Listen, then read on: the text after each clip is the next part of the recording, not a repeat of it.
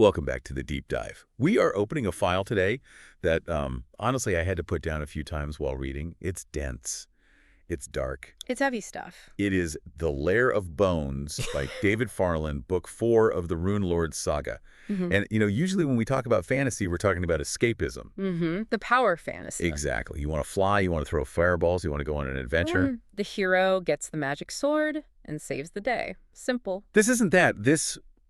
This feels more like an economics textbook written by a sociopath. Because in this world, if you want power, you don't just level up. No. You don't train in a montage. You have to take that power from someone else, physically. It is a zero-sum game. That is the fundamental, inescapable rule of the Rune Lord's universe. It's called the endowment system. And it completely subverts that whole chosen one idea. Totally. In most stories, magic is, it's atmospheric, it's in the air, it's a gift from the gods. Yeah. Here, magic is a commodity. It's transaction. It's a brutal transaction. And the currency isn't gold, it's humanity. It's so scarce. Incredibly scarce. And the cost.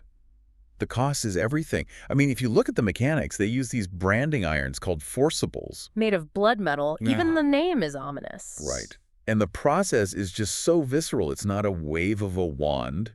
You physically burn a rune into one person to dedicate, and you burn a corresponding rune into the receiver, the Rune Lord. And this is where that core idea of transfer versus creation really hits home, because nothing is created here. Not a single thing. It's just moved, redirected. So let's break that down for someone who might not have read the other books. If I am a king and I decide I need the strength of 10 men to win a battle, what actually happens to those 10 men? They become invalids instantly. Not just a little tired. No, They lose all of their strength. They can't lift a spoon. They can't walk. The text is very clear. They often can't even hold their own heads up. So they become wards of the state they just saved. Exactly. They have to be cared for, fed, and washed for the rest of their lives.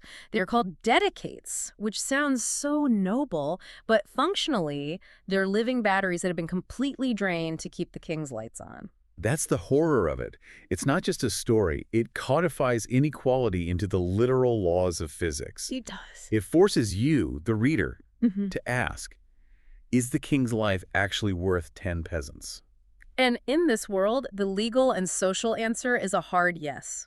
But Farland forces you to look at the cost, to see the empty bodies left behind.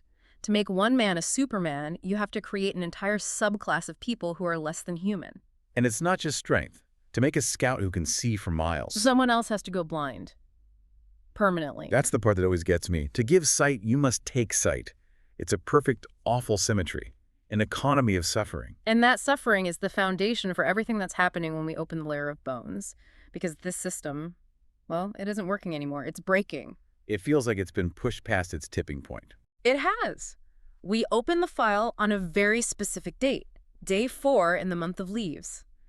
And the world is, for all intents and purposes, ending. The magic system has been abused for so long that the Earth itself is reacting. And there's an invasion force that makes all the human political squabbles look like a complete joke. Deadly joke. The text describes the atmosphere so vividly. It says the Earth is in pain. We've got stars that look like they're falling, like they're raining down from the sky. There are constant earthquakes shaking the land. Fireballs are striking mountains. It feels apocalyptic, like the planet itself is having a fever. Because the magic isn't just people swapping stats, is it? It's tied to the Earth. It's all connected. The more endowments you create, the more you twist the natural order of things. And right now, the two main players on the board represent two very different, very extreme philosophies of how to use that magic to save the world. Let's introduce them properly. So in the red corner, we have Raj Aten. The Sun Lord. Or, as he's starting to call himself, the Lord of Ash. His philosophy is simple. Brutally simple. Unite humanity by force. Gather all the endowments in the world into one person himself to become what he calls the sum of all men. If he has the strength of 1,000,000 men, he can punch a mountain apart. That's the logic. He believes the only way to save humanity is to literally become humanity. All of its strength, all of its senses, all of its wit concentrated into a single vessel. It's the ultimate authoritarian argument. I will protect you, but in exchange, I own you. Exactly.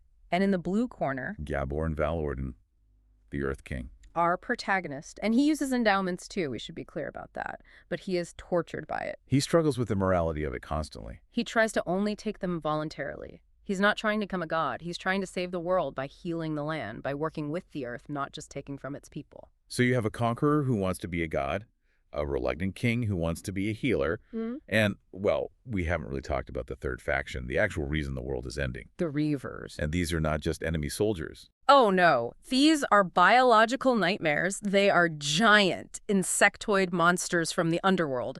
16 feet tall, 20 feet long. And they have spade-shaped heads for digging through solid rock. And they eat people. Right. We're not just biomass to them, a food source. So you have this high-concept magical economy collapsing under the weight of this primal existential biological threat. And in this deep dive, we are following a very specific narrative arc. It is a suicide mission.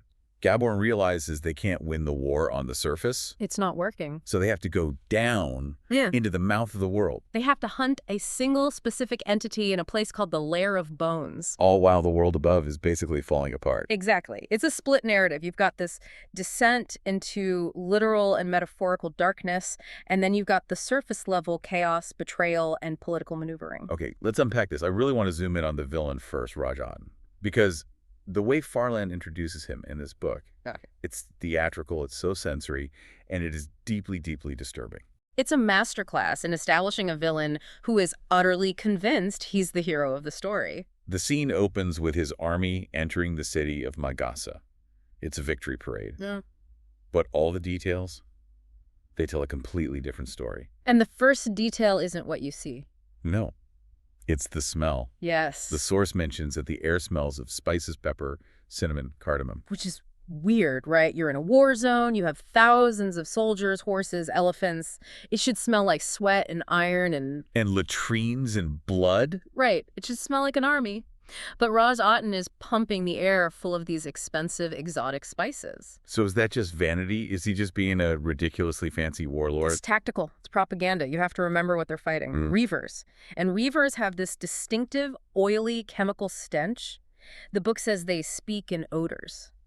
Wait, can you explain it? Speak in odors. What does that even mean? Well, they're insectoid, so they communicate through pheromones, complex chemical signals. So when a reaver is angry or hungry or commanding its troops, it's releasing these heavy chemical signals. To a human, that smells like death. It smells like rot. It smells like pure fear. So Raj Otten is masking that smell with cinnamon. It's the first layer of the lie. He's covering up the reality of the war with a pleasant scent. It's sensory warfare. Don't smell the monster. Smell the cinnamon. It's brilliant. It is. He is curating the reality his subjects experience from the ground up. And then there's the trophy. They're not just marching. They're dragging something huge with them. A massive reaver head. A fell mage, they call it. The text says it weighs 4 tons. 4 tons. Dragged by elephants. And the description is just so visceral. It has crystal teeth. Some of the canine teeth are as long as a child's arm. And the sensory organs. The philia. Yeah, they're swinging from the skull like dead eels. It's utterly disgusting, but it serves a purpose. It shows the people, I can kill these things. I am your savior. But then we get to the man himself, Raj Otten. He's being carried in a palanquin behind a screen of lavender silk. And he's surrounded by these guys, the flame weavers. This is a new element for this book, the flame weavers. They're described as completely bald, with smoke coming from their nostrils. Smoke from their nostrils. And their eyes twinkle like stars. These are fire mages. Raj Otten has aligned himself with the element of fire, which is, destructive, cleansing, and all-consuming. It fits perfectly. And Raj Otten, he's not looking so good under that silk veil, is he? Not at all. And this is the big reveal that really defines his character in this book. He starts calling himself Skethan, Lord of Ash. And there's a reason for that. He's been burned. Badly. There's that moment where he rips back the veil to confront his uncle. Yes, his uncle Hassad. He rips the veil back. And we need to describe this because it matters for the magic system. Raj Otten has channeled so much power, so much fire magic, that his own body is literally cooking from the inside out. So what do we see? The text says he has no hair, no eyebrows, he's missing an ear, his retina is scalded white, his jawbone is exposed through his cheek. My God. He is a ruin of a man, a walking corpse. And here's where it gets so weird and so interesting. The crowd doesn't scream in horror. Well, they gasp. For a split second, there's horror. But Raj Otten has thousands of endowments of glamour. Okay, we need to explain that. What is an endowment of glamour? It's charisma. It's beauty, presence, magnetism, all taken from other people. He has drained the beauty from thousands of his subjects to feed his own image. So even though his physical form is this ruined skeletal horror, The magic twists your perception. It's like an Instagram filter from hell. so the crowd sees the scars. They see the scars, but their brains are forced to interpret them as sublime. They look at this monster and feel the same reverence you'd feel looking at a beautiful sunset or a religious icon. The horror turns into awes of admiration. Yes, they see him as ethereally beautiful because of his horrific scars, not in spite of them. That's terrifying. It's the ultimate gaslighting. It's non-consensual perception modification. You're looking at a monster, but your brain is telling you you're looking at a god. It's mass hypnosis through magical theft. It shows us that power in this world isn't just about punching hard, it's about controlling reality itself. But his uncle, Hassad, he's not buying it. He sees through it. Hassad is the voice of reason here, and, in these kinds of stories, the voice of reason doesn't usually last very long. He's arguing against the greed.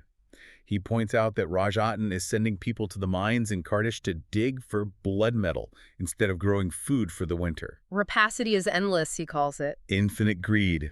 Hassad is the one person who realizes that Rajatan will never, ever stop. Even if the reavers are defeated, he'll keep taking endowments, keep conquering, because he's addicted to the power. He's no longer human. He's a consuming void. And Rajatan's response to this very valid criticism, well, he uses the endowments of voice. Right. He's stolen the voices of the greatest orators and singers in his empire.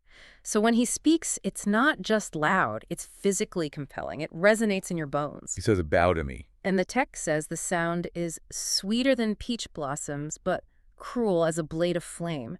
It's this beautiful, terrible sound that forces you to obey. And the people, they physically slam into the dirt. They don't have a choice. They just flatten themselves. But Hassad stands. It's this incredible moment of bravery. He refuses to bow. And this, of course, leads to his execution. And I have to say, the specific details here really drove home just how twisted Rajatan's court has become. He doesn't just kill him. No. He demands his tongue. It's symbolic silencing.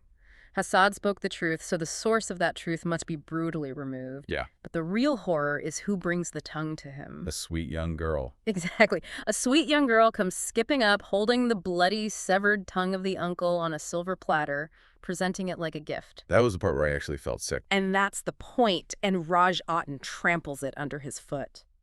This scene shows us the depth of the corruption. It's not just him. He has corrupted the innocence of his entire people. That little girl skipping up with a severed body part, thinking she's doing a good thing. That shows you that Rajatan hasn't just conquered their land, he's conquered their morality.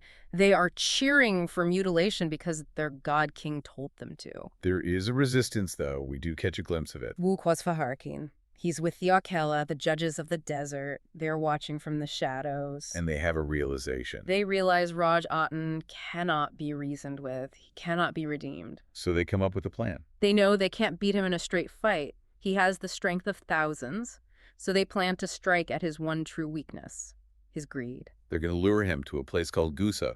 It's a trap baited with the one thing Rajatan can't possibly resist, the promise of more power. So that's the Sun Lord, a beautiful, charismatic monster marching to war, masking the smell of death with cinnamon. An apt summary. Now, let's flip that coin. Let's talk about Gaborn, the Earth King. And the contrast could not be sharper.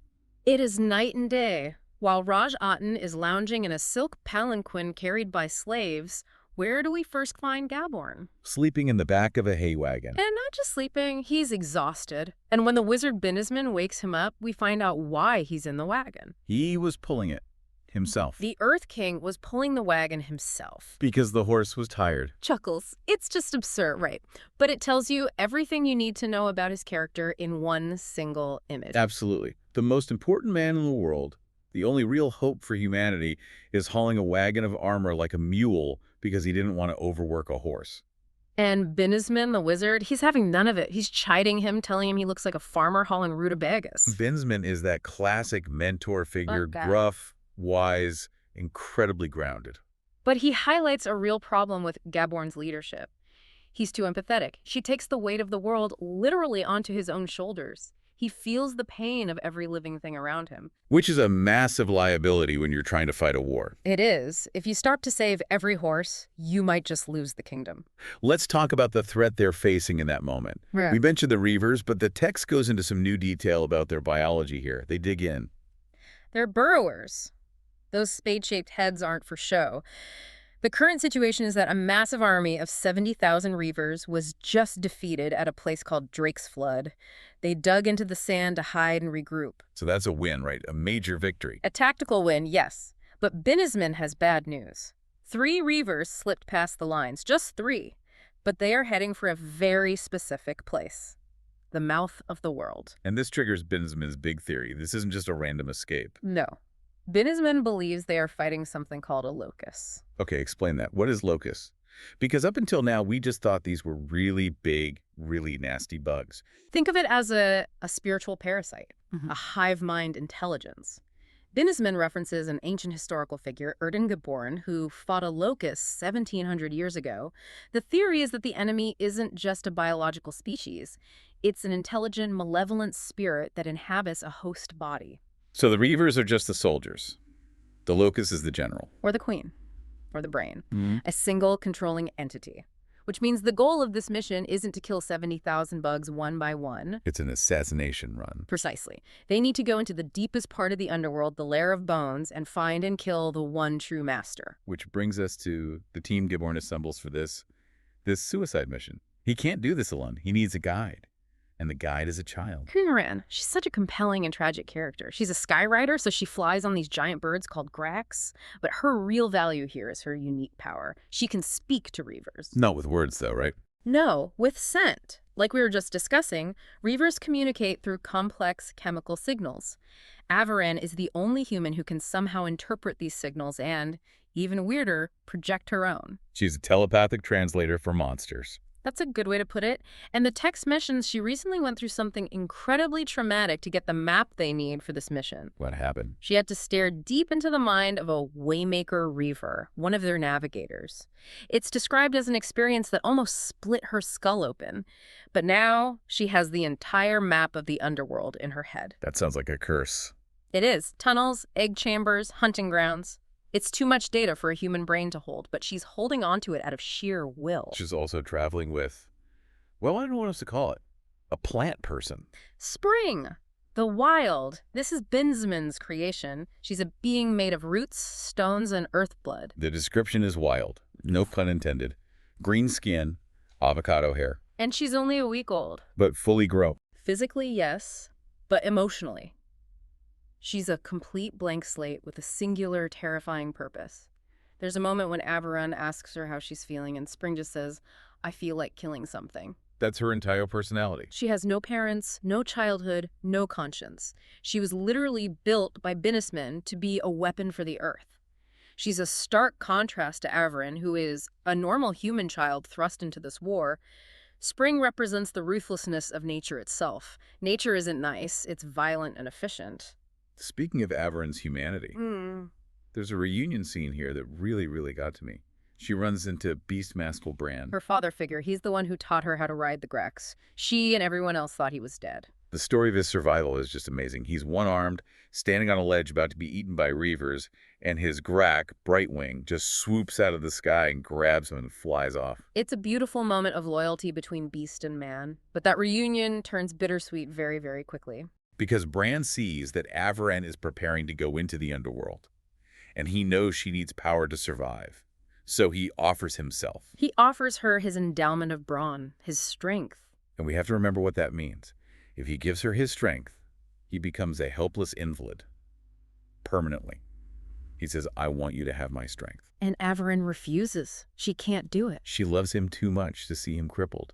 She says she couldn't bear to find him again, only to lose him. It highlights her innocence.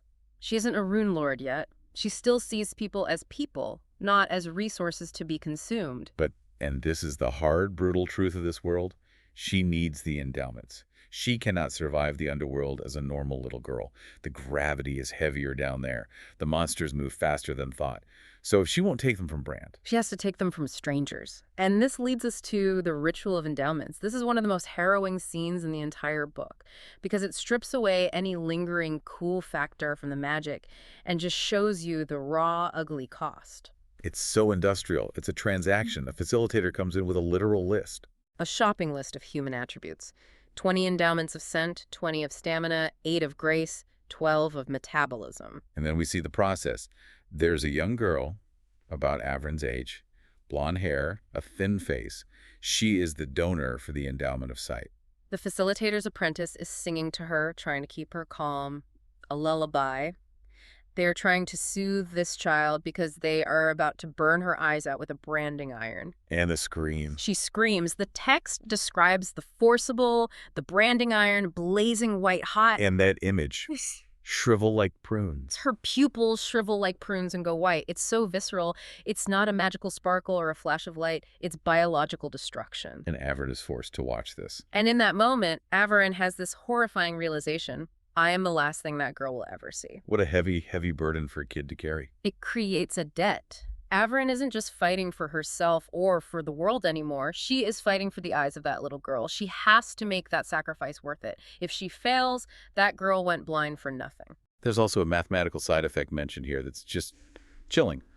It's about the metabolism endowments. Avron takes 12 of them. Which means she will now move 12 times faster than a normal human. She can run 50 miles an hour, she can dodge a reaver's claw, but her biological clock is also ticking 12 times faster. The math is terrifying. For every single day that passes on this mission, her body ages 2 weeks. So if this mission takes a month? She comes back a year older. If it somehow takes a year, she loses more than a decade of her life. She is literally trading her lifespan for speed. It just emphasizes the absolute desperation of their situation. They are burning their own futures to survive the present. Exactly. There are no good choices left on the table, only expensive ones. Okay, so while all of this heavy, horrific magical surgery is happening at the mouth of the world, the narrative cuts away. We go 1,000 miles north to a place called South Crowthen. This is so important for creating a sense of scale. The rot isn't just in one place. The war is everywhere. And here we meet Erin Connell and her husband, Prince Selenor. And Erin is having bad dreams. Sendings, they're called. In this world, dreams can be legitimate messages from somewhere else. She dreams of an owl in a burrow, and it warns her about Asgaroth. Asgaroth, that's the name of the locust, right? It's a specific, powerful locust, yes. The owl warns her that Asgaroth the spirit cannot be killed, only its host body can, and that it spreads corruption like rot through an army. And Erin is justifiably paranoid. She's looking at the people around her, Captain Gantrell, who suddenly has this weird, fanatical gleam in his eyes. She suspects he's been touched. Paranoia is absolutely the right word. The locust doesn't just control you like a puppet, it seduces you. It whispers to your ambitions. It rots your conscience from the inside out. So she's looking at her own allies and wondering, are you secretly working for the giant insect spirit from hell? A tough position to be in. But the real shocker is King Anders, Prince Eleanor's father. This whole scene is so surreal. They find him in a purple pavilion by a misty pond, and he's with the nut woman. Iphis. The nut woman. I love that detail. An Earth Warden who is just playing games with squirrels. It adds this touch of whimsical madness to the whole scene. It shows that the Earth Wardens, the people who are most deeply connected to the land, are cracking under the strain of the Earth's pain. But King Anders, he's changed. He claims to be the new Earth King. Which shouldn't be possible, right? Gaborn is the one and only Earth King. That's what we thought. But Anders claims that the Earth Spirit has abandoned Gaborn and chose him instead. And he even uses the capital C, choose. He looks at Erin Connell and chooses her, bestowing a blessing on her, just like Gaborn can. And this is where Farland creates this terrifying ambiguity. Is Anders just insane? Is he possessed by the locust Asgaroth, which is mimicking Gaborn's powers? Or is he actually telling the truth? The text says he looks kind, benevolent, as if Gaborn had been reborn in him. And that's what makes it so scary. Evil doesn't always look like Raj Aten with a burned face and a lust for power. Sometimes it looks like a kind old man who tells you exactly what you want to hear. If Asgaroth can perfectly mimic the powers of the Earth King, then no one is safe and nothing can be trusted. So we have a potential imposter king in the north, a definite monster king in the south, and the real king is about to crawl into a hole in the ground. It's a geopolitical and spiritual nightmare. Let's go back to that hole in the ground, the mouth of the world. It's time for departure. Gaborn makes his final selection for the mission. The entire army wants to go with him. The knights are lining up, ready to die for their king. But Gaborn says no. Only 3 will go. Himself, Businessman, and Avron. Plus the wild spring, of course. But why? Oh. Why take an army? If you have thousands of loyal knights, why go alone? Stealth. And it's about their spiritual signature. An army is loud, it smells, it vibrates with aggression and fear. They are entering the reavers' home turf, their nest. Gaborn knows that brute force won't win this. It's an assassination, not an invasion. Exactly. He gives some warnings before he goes. He predicts attacks in Harridan. He orders a general retreat to the fortress of Carris. He's using his earth sight. He can feel the enemy movements through the vibration of the land itself. He's trying to position his pieces on the board one last time before he leaves the table entirely. And then there's Iomi, Gaborn's wife. This is such a crucial character beat. She is left behind. Gaborn won't let her come because she's pregnant, and he knows this is almost certainly a suicide mission. But Iomi is not just a damsel in distress. She is pragmatic. She is a queen. She does something in secret, something that technically goes against Gaborn's entire philosophy. She goes to the facilitators, the people who perform the endowments, and she gives them a secret order. Vector all available endowments to Gaborn from a distance. Vectoring means they can transfer them remotely. Yes. Usually the dedication has to happen nearby. But she's setting up a magical relay. She wants to be able to pump him full of power from afar if he gets into trouble down there. But the facilitator warns her. He says this could turn Gaborn into the sum of all men. The exact same thing that Raj Otten is trying to become. So what's the risk? The facilitator says he will be immortal, alone, and incapable of dying. It will strip him of his humanity. He'll be a god, but a cold and distant one. But Iomi does it anyway. She does. She insists that the endowments they gather must be voluntary. That's her moral loophole. A very thin loophole. She hopes that if people give the power freely, it won't corrupt him in the same way Raj Otten's theft has corrupted him. But she is absolutely risking his soul to save his life. It's the ultimate gamble. I'll make you a monster so you don't die. And you have to notice the parallel. Raj Otten takes, Gaborn receives. But the end result, a single being of immense inhuman power, might be exactly the same. The road to hell is paved with good endowments. That is a chilling thought. Okay, let's talk gear. They aren't going down there with swords and shields. No, swords just snap on reaver hide. A reaver's sheet in a shell is described as being harder than steel, so they're taking reaver darts. These things sound intense. 8-foot-long iron spears with diamond tips. They're heavy, clumsy, almost primitive weapons, but with Gaborn's endowments of brawn, he can handle them like they're twigs. And the diamond tip is the only thing they know of that's hard enough to reliably pierce the reaver's shell. And what about lighting? You can't use torches down there effectively. No, torches use up oxygen, they create smoke. You're going into deep, sealed tunnels where the air is already thin and probably toxic. So Ayum provides a bag of royal opals. And Binyamin enchants them. The description here is beautiful. It says they don't just glow, they radiate light. Streams of blue water running from a sapphire lake, autumn gold. The light they produce is so pure and so bright it actually hurts to look at directly. It's a great visual metaphor. They are carrying the literal light of the surface world down into the absolute dark. And that's the final image we get of this section. Gaborn, standing at the lip of the underworld. The tunnel is described as looking like the skeletal remains of some vast worm. Rib-like pillars stretching down into the abyss. And he's just staring into that darkness, armed with diamond-tipped spears and blinding light, knowing that he and the 2 people with him might never come back. It's the classic hero's journey descent. He is leaving the world of the living to enter the land of the dead. He is crossing the threshold into the unknown. It's a powerful moment. So let's take a breath here. What does this all mean? We've just covered a lot of moving parts. If we pull back and look at the major themes, it's really a profound study in leadership and the nature of sacrifice. You have Raj Otten, who represents leadership through consumption. He eats his kingdom to make himself strong. Right. He believes the king is the state in the most literal sense possible. And then you have Gaborn, who represents leadership through service. He's the one who pulls the wagon. He asks for help, but then this is the big nagging question of the book. Does the method really matter if the end result is the same? That's the central tension, isn't it? Both men are on a path to becoming post-human. Both are hoarding immense power. One does it with a smile and a please, the other does it with a whip and a branding iron. But the magic system itself seems indifferent to their morality. The earth is in pain regardless. The physics of this world do not care if you asked nicely before you shattered the natural order. The consequences are the same. And the enemy, the locusts, suggests that the real war isn't even a physical one. It's spiritual. It's a war against corruption. Exactly. You can kill a reaver with a diamond spear, that's just mechanics. But how do you kill a parasitic spirit that can jump from a king in the north to a captain in your own army? How do you kill an idea? That's what they have to figure out down there in the dark. And we can't forget the cost.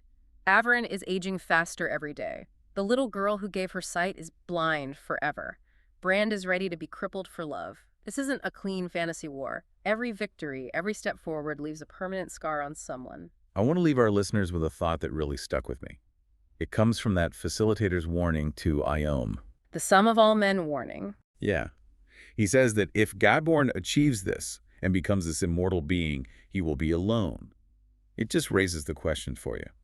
If you save the world by losing your humanity, who is left to enjoy the safety? That's it. If the protector becomes a god, does he lose the ability to connect with the very people he's protecting? Can he still love Iome? Can he still feel empathy for a tired horse? And can an immortal, undying guardian ever truly be anything other than another kind of monster to the fleeting mortal lives he watches over forever? That is the question Gaborn will have to answer in the Lair of Bones. We're going to have to see what happens when or if they come back up. But for now, that's our deep dive into the descent. Thanks for listening. Keep your torches bright. See you next time.